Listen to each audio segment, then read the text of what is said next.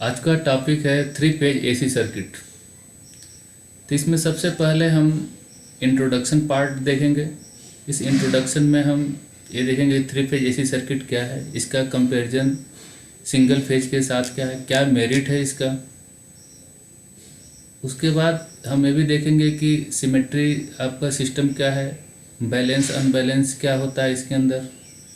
फिर उसके बाद से हम देखेंगे कि how to generate EMF in single phase circuit, 3 phase, 2 phase circuit, 3 phase circuit. Then उसके बाद हम देखेंगे कि इनका कनेक्शन जो 3 फेज एसी सर्किट है उससे कनेक्शन किस तरीके से होगा। तो जैसे कि आपको यहाँ पे दिख रहा है कि जो इंटरकनेक्शन ऑफ 3 फेज सिस्टम है उसके अंदर हम दो कनेक्शन की बात कर रहे हैं, एक स्टार और दूसरा है डेल्टा।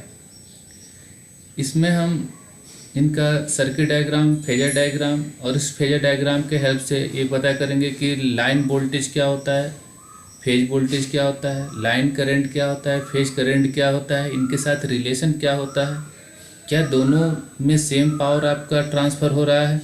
ये सारा चीज़ हम इस कनेक्शन के अंदर हम देखेंगे। उसके बाद से हमारा जो पोर्शन आता है लोड की तरफ आता है कि जैसे 3 फेज आपका सिस्टम है जो जनरेट कर रहा है 3 फेज पावर, वैसे ही आपका इस पावर को लेने के लिए जो हमारा लोड होता है वो भी आपका 3 फेज लोड होता है। तो या तो वो आपका 3 फेज आपका लोड होगा तो वो बैलेंस या बैलेंस के फॉर्म में होगा, और वो लोड जो होगा तो पावर को कंज्यूम करेगा। तो पावर कितना आपका वो ले रहा है, उस पावर को कैसे मेजर करें। तो 3 फेज पावर को मेजर करने के लिए यहाँ पे कुछ डिफरेंट आपके मेथड्स हैं, जैसे कि आपका 1 watt meter method, 2 watt meter method, 3 watt meter method. हम इनके हेल्प से पावर को मेजर करेंगे इन 3 फेज सिस्टम, और इसमें ये भी पता करेंगे कि कौन सा बेस्ट आपका वाट मीटर है जो in determination of power factor from watt metre reading उसमें हम देखेंगे। इसमें भी हमें उनका सर्किट डायग्राम, फेजर डायग्राम, इनका दोनों की ज़रूरत पड़ेगी, और साथ साथ वो जो रीडिंग्स हैं W1 एंड W2 जो भी आपके वाट मीटर के होंगे उनके हेल्प से ये सर्किट और फेजर डायग्राम ड्रा करके और हम ये सब चीज़ें फाइंड करेंगे। तो let's start the introduction of 3 phase AC circuit. तो जैसे कि हमें पता है कि 3 फेज एसी सर्किट यानी आपका यहाँ से जो जनरेशन हो रहा है वो 3 फेज के फॉर्म में होगा। सिंगल फेज के अंदर जो हमारा वोल्टेज आपका जनरेट हुआ था वो था V maximum sine omega T. तो अगर जो यहाँ से आपका पावर आपका वोल्टेज जनरेट हुआ था और उसको हम लोड के साथ सिंगल आपका जो फेज का लोड है उसके साथ इसको कनेक्ट कर देते। ये हमारा लोड क्या था जिसके अंदर हम लोगों ने अभी सिंगल फेज में पढ़े थे, जिसमें आपके रेजिस्टेंस, इंडक्टेंस, कैपेसिटेंस या तो सीरीज या पैरेलल या फिर इनके कम्बिनेशन के फॉर्म में कनेक्टेड थे। ठीक है, तो यहाँ से आपका वो वोल्टेज आपका जनरेट हो रहा था। मान लीजिए V1 है, यहाँ पे इसे हम E1 ले लेते हैं कि E1 है। यहाँ पे आपका वोल्टेज जो भी आपका अपीयर हो रहा है इस लोड के क्रॉस, ये आपका लोड टर्मिनल है, इस लोड टर्मिनल के क्रॉस हमारा लोड कनेक्टेड है, और वहाँ पे जो वोल्टेज आपका अपीयर हो रहा है ड्यू टू इस जो आपका EMF E1 है उसके वजह से यहाँ पे भी आपका अपीयर हो रहा है। ठीक है ना, और ये जो आपका जनरेट हुआ था E वो सिंगल फेज की वजह से हुआ था। इसी तरीके से हमें यहाँ पे 3 फेज को देखना है। तो 3 फेज में आपके 3 डिफरेंट आपके यहाँ पे वाइंडिंग होंगी। इसके लिए भी हमारा मान लीजिए सपोज करिए कि यहाँ पे एक फेज यानी 3 अलग अलग फेजों को आपस में कंबाइंड कर दिया जाए तो 3 फेज बन जाएगा। तो यहाँ पे दिख रहा है कि इस सिंगल फेज में एक वायर आपका जो करंट को ले जा रहा था, दूसरा आपका रिटर्न कर रहा था। यहाँ पे भी 3 आपका फेज होगा, तो इसमें भी आपका टोटल 6 वायर दिख रहा है।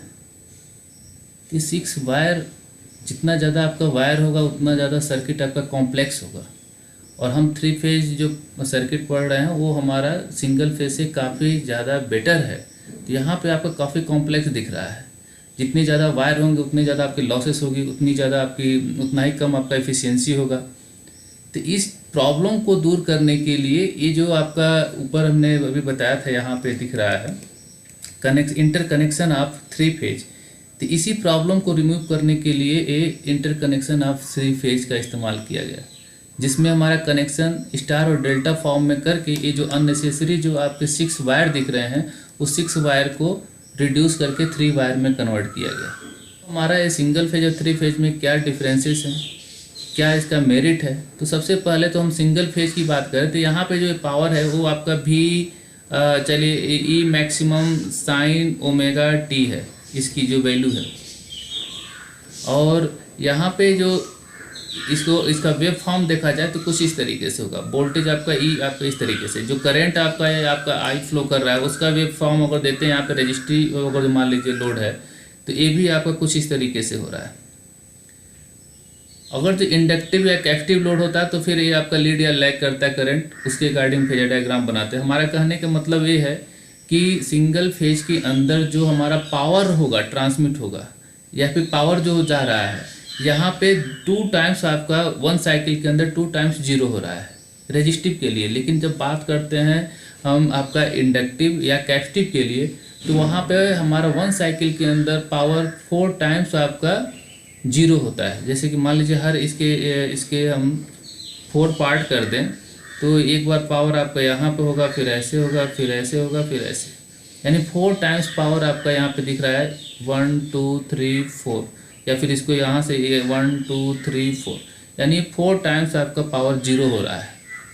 लेकिन जब हम 3 फेज की बात करते हैं तो 3 फेज में जो हमारा पावर होगा वो आपका कहीं भी आपका जीरो नहीं होता है, क्योंकि वोल्टेज या फिर करंट कुछ इस तरीके से हमारा होता है कि वो इसको जीरो नहीं होने देते। यानी आपका कहीं आपका ये जीरो हो रहा है तो उस समय आपके दोनों दिख रहा है कि इसकी वैल्यू पॉजिटिव में या निगेटिव में, लेकिन ये जीरो नहीं हो रहा है। तो यहाँ पे पावर हमारा कांस्टेंट मिलेगा, लेकिन यहाँ पे हमारा पावर आपका बार बार जीरो हो रहा है।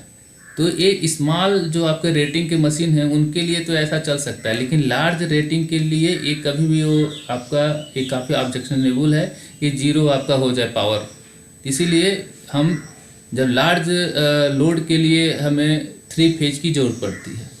एक तो सबसे पहला रीज़न ये रहा इसका। दूसरा जो हम इसको देखा जाए सेकेंड आपका है कि अगर सेम साइज का मान लीजिए हमने इस सिंगल वाइंडिंग को लेकर एक यहाँ पे एक आपका मशीन बनाया, ठीक है ना, इसमें सिंगल वाइंडिंग है आपका, तो इससे जो आपका पावर आउटपुट पावर निकलेगा और सेम आपका उसी साइज का मशीन है और इसमें हमने 3 फेज का आपकी वाइंडिंग कर दी, तो इससे जो आपका पावर निकलेगा वो पावर आपका 1.5 टाइम्स होगा सिंगल फेज जो भी आपका जनरेट कर रहा है पावर आउटपुट पावर, उससे आपका वो 1.5 गुना होगा। तो तीसरा देखते हैं तो पावर फैक्टर है इसका। तो पावर फैक्टर की बात किया जाए तो 3 फेज का जो पावर फैक्टर है वो आपका काफ़ी बेटर होता है सिंगल फेज से। तो या फिर कह सकते हैं कि वो ज़्यादा होगा आपका सिंगल फेज के पावर फैक्टर से।